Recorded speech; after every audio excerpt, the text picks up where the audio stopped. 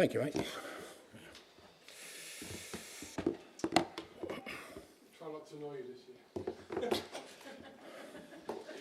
Not off to I was going to say, it's not off to a good start anyway, Ian, so cut the small talk, mate, and let's get on with it. Welcome back, guys. We'll start with the broadcast section with no embargo, followed by an embargo section at 10:30 p.m. on Sunday. No live tweeting during the broadcast section, please. Phones on silent and use the microphone provided. Gail. Afternoon. I know you spoke about signing Solanke on Saturday after the game, but he trained Wednesday, and you can do all of the due diligence in the world. There's nothing like seeing him out there and seeing how he reacts to what you've got to say. How's it been, and how well is he adapting, and I guess is he ready for Monday? Yeah, no, it's. I mean, thankfully, it's what we expected. You know, he's a top pro, good guy, sort of settled into the dressing room really well. Yeah, footballing wise, yeah, you can see that he has the attributes that kind of fit in with what we're trying to do. There's still an adjustment period there, obviously, because we play a little bit differently, we train differently, and we've seen that with every new signing that comes in. But so far he's he's fit in really well with the group and with training, and we've still got a couple of sessions to go, but so far so good. Good to go on Monday? Will it be good to go on Monday? Yeah, it should be. Yeah. When I was looking back at the notes from the eve of last season, and I said to you, what are your hopes? Where are you at with this team? You said, all I want to do is just get enough players out on the pitch. If we roll through 12 months, how different does the eve of this season feel? And with it, what demands are you now putting on the players? Many of them are your players now, and the expectations that it all brings. Yeah, I mean, they're always my players. From the day I took over, they're all my players.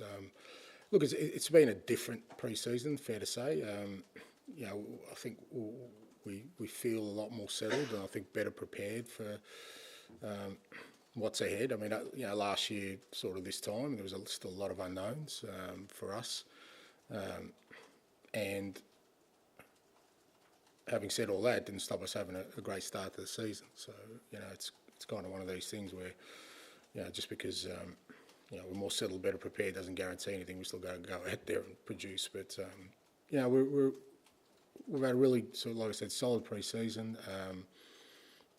For the most part, everyone's sort of contributed to that. Obviously, we've got some guys in late last week, and guys who are just sort of coming back from long-term injuries, Destiny, Richie, Fraser Foster. But I think this last sort of 7 days that we've had everyone in, you can see that the level of training has gone up again from what it was in pre-season and on tour, and that's really created a really good sort of environment for us. And like I said, we've still got a couple of sessions to go, but pleasing thing is that pretty much everyone on the list is available, and that's going to be important for us. I mean, obviously, right until the international break, we kind of know the fixtures, but after that, Europe starts, Carabao Cup, we're going to have a lot of games, so we're going to need a strong squad. So the next sort of 3 weeks still gives us some time to put some work into guys to get them ready.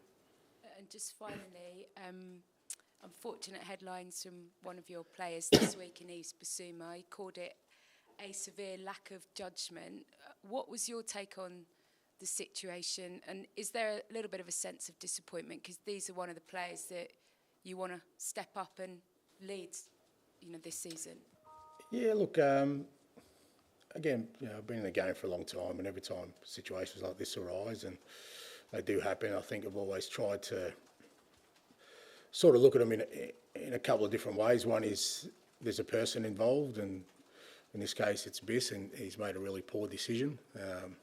And you want to understand that, and you want to try and help him through that. And as a club, what we can do to make sure he doesn't make those kind of choices and decisions in the future.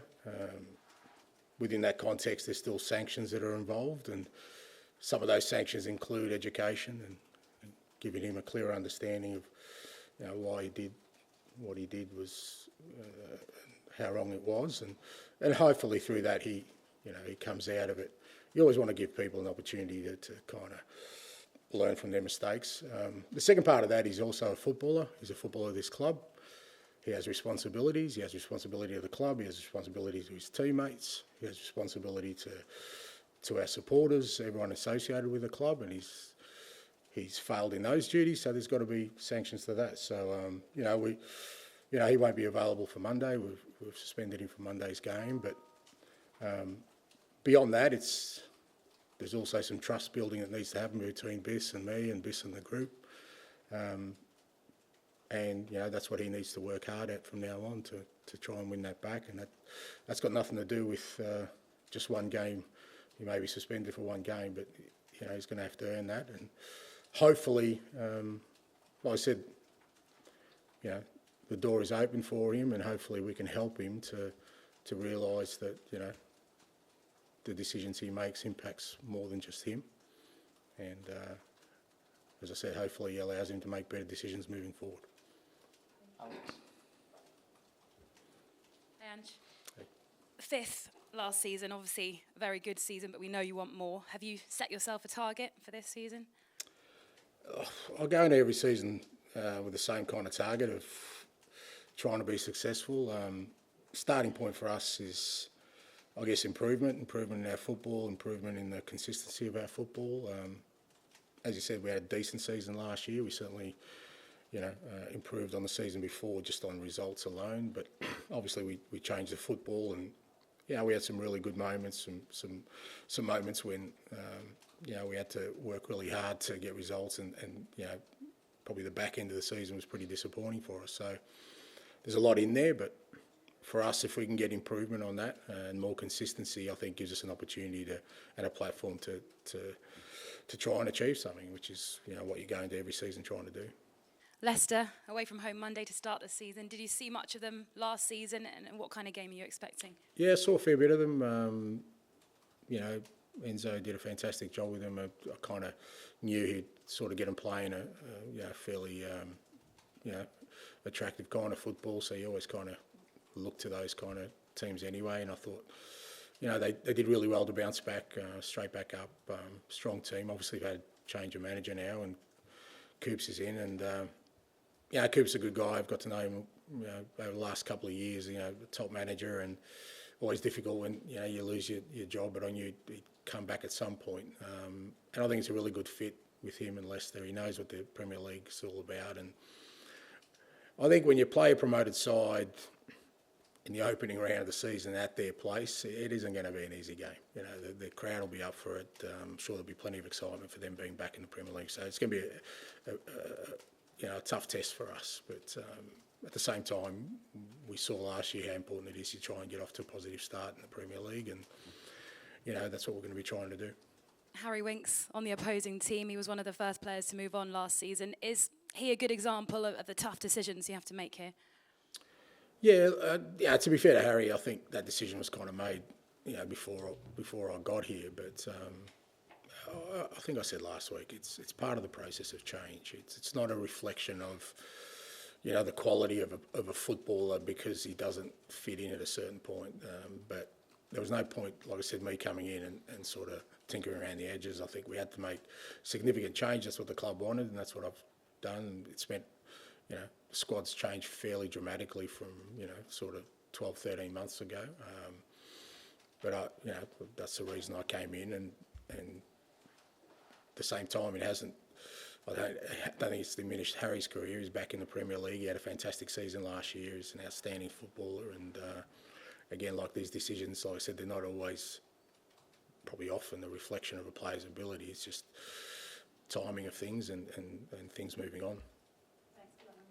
Thank you. Hi, Ange, how are you? I'm good, mate. So your second season, what was the biggest thing that you learnt last season that will change Spurs' fortunes for this season? Didn't really sort of look at it that way. I think the biggest thing for us is that I think we laid a decent platform and foundation for the team we want to be. I think, I was appointed after a disappointing season, but it wasn't just the results that, the club wanted to change. It wanted to change the way it played its football. So I think we endeavoured to do that. I think we kind of change the course of the way we play. So that's given us a platform now to hopefully improve on that. And if we improve on what we did last year, as I said, it gives us a chance to have some success.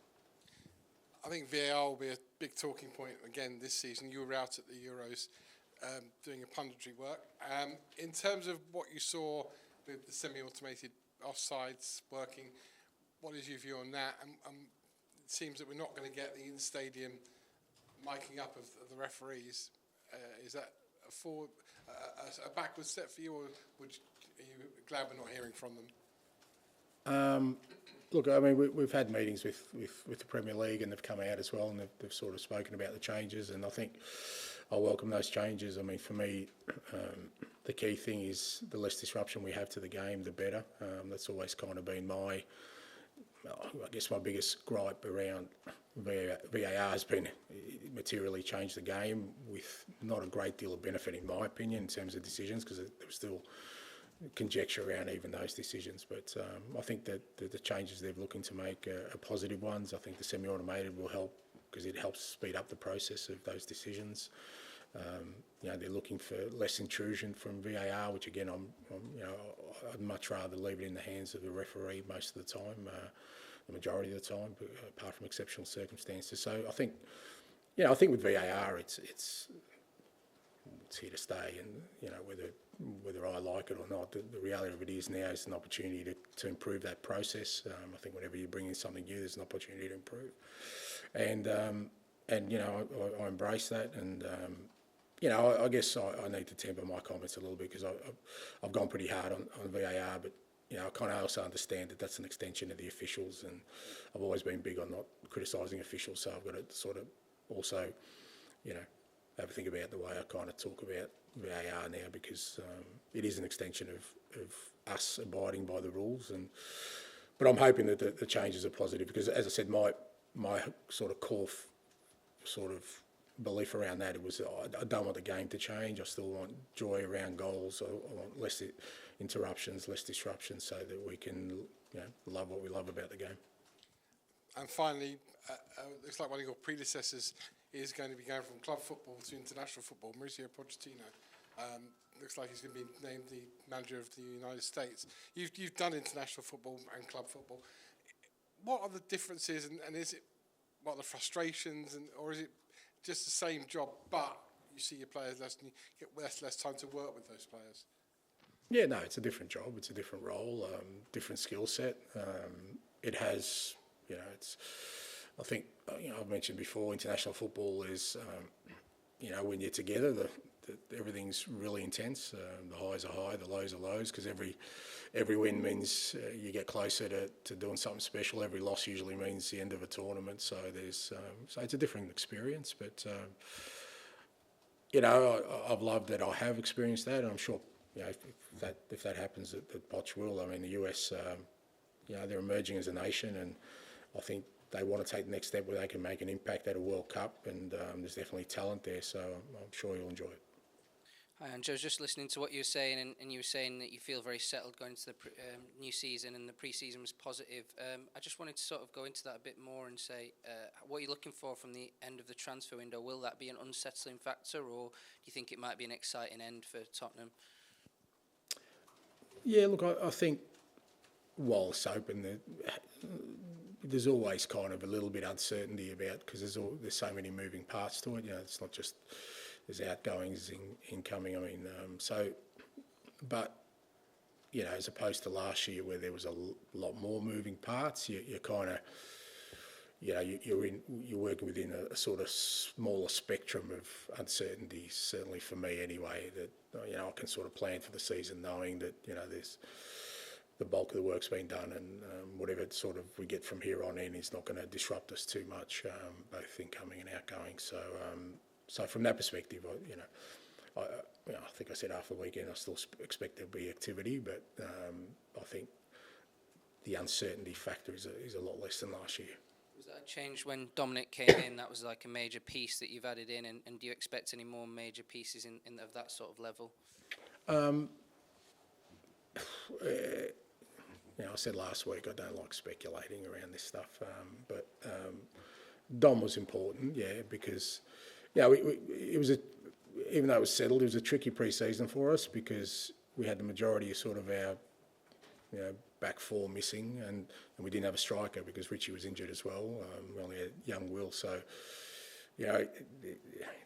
when you don't have sort of those key elements of, you're trying to build a team. So I thought we sort of managed that really well, but I was super pleased to obviously get Dom back, and that's coincided with Richie coming back. So, from that perspective, it does give us a little bit more of a settled look, what the team's going to look like moving forward. But as I said, there's still, at least 2 press conferences before the window shuts, mate. So I'll we'll still be talking. That's how I count them, by the way. Can I ask you mentioned Richie there. How is he, and how are the injuries in general? You kind of leading on from that. Yeah, Richie's good. Obviously, he hasn't played at all, so that's the match minutes. We're going to have to try and get that into him over the next few weeks. But he's trained fully. He doesn't feel any effects of the injury, which is really positive for us. And as I said, everyone else is in a really good place. Obviously a few of the guys came in later last week, but even those guys, I think it's probably benefiting us playing on Monday. Still another couple of sessions. We had a really sort of strong session today for a Thursday. If we were playing Saturday, nowhere near as strong as we did, so we could put some really meaningful work into the guys today. So I think having the Monday game helps us, so that, I think most of our guys should be in decent shape come Monday. Hi, Ange. I want to ask you about Archie Gray. You've used him in so many different positions because he's so versatile. I think centre-back, right-back, number 6. Is he a candidate with Biss out on Monday as a potential number 6 for you this early in his Spurs career, or is something he's got to work towards? Yeah, no, he's Archie's he's settled in really well, and again, great kid, but really sort of strong mindset. I guess we've asked him to play different positions, but he's handled it really well. And part of the attraction of bringing somebody like Archie to our club was, and that's for a number of players we brought in, is that he can play, more than one position, so that when required we can use him in those areas. But he's going really well. Really happy with him, and he's every chance to play on Monday. Emerson's left the club now. Can I just get a few words from you on him? Yeah, Emmy, super guy, great pro again, and it's one of those decisions, like I said, you have to make when you're kind of trying to change squads. But really popular amongst the group. Not just because he's a great guy, but he just he didn't play a lot last year, sort of probably in his preferred position, and but you wouldn't know it the way he trained every day. He was the hardest worker at training, and like I said, really, really top guy. He's a guy you'd want to spend time with, and big heart, loved by all, and I think it's a fantastic move for him. He'll love Milan. It's a big club he's gone to, and again, it's one of those, like I said, things that happen in a sort of in football where it's not really a kind of aspersion on him that he's not part of this. It's just that other things aligned, and I think it's a win for him and allows us to sort of continue rebuilding the squad the way I want. Just quickly on your squad, you've got to register a squad obviously for the Premier League and the Europa League. I think it's in a couple of weeks' time.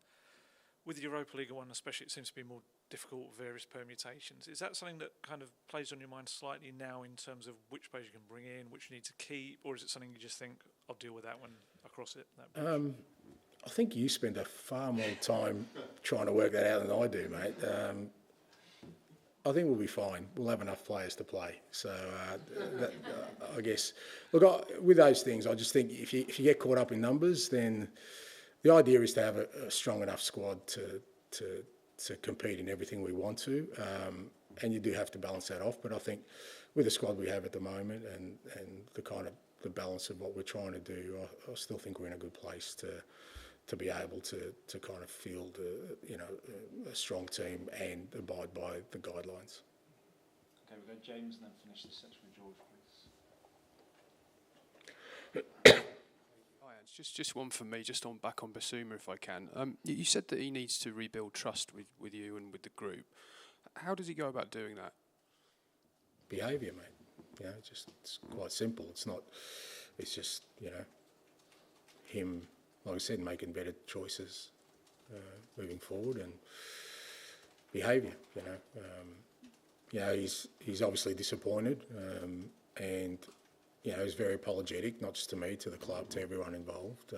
But that's just the first part of the process. The next part is behaviour now, you know, of making sure that, like I said, you know, he does the things he needs to do to, like for all of us, you know, if we all make mistakes. It's how you kind of find your way back from those mistakes, and what you do is far more important than what you say. Thank you. Finish with George, please. Hi, Ange. Rodrigo Bentancur also had a bit of a difficult summer off the field, but he seems to be over those injuries now. I mean, how much are you looking forward to working with almost the real Bentancur after last year, sort of getting back to that fitness? Yeah, you know, Rodri, obviously, as you said, I think it's, you know, last year was very much a bit like our season. We had a lot of players very similar, where it was very stop-start at times. You know, he looked really good, sort of got some rhythm, then something would happen, whether it was an injury or some other disruption. So I think for him and the other guys, he obviously went away with Uruguay and sort of got game time there. And I think in terms of his mindset, he was really, I think he's in a much better place of knowing that, you know what, knock on wood, like you said, from an injury perspective, he's free of that. He's 12 months down the track after a significant injury, which always takes a bit of time. And as I said, it's been great to have him back, part of the group. And you know, he came on obviously the second half last week, and I thought he looked really good. But he's looked good in training, and you know, hopefully that's where some of our improvement comes from. You know, guys who last year, you know, for one reason or another, just couldn't get sort of to the levels we know they can. And if we can do that with guys like him and the ones who sort of had good seasons last year, we can improve them as well. You know, that improvement I'm looking for and I'm talking about will be there. Okay, well,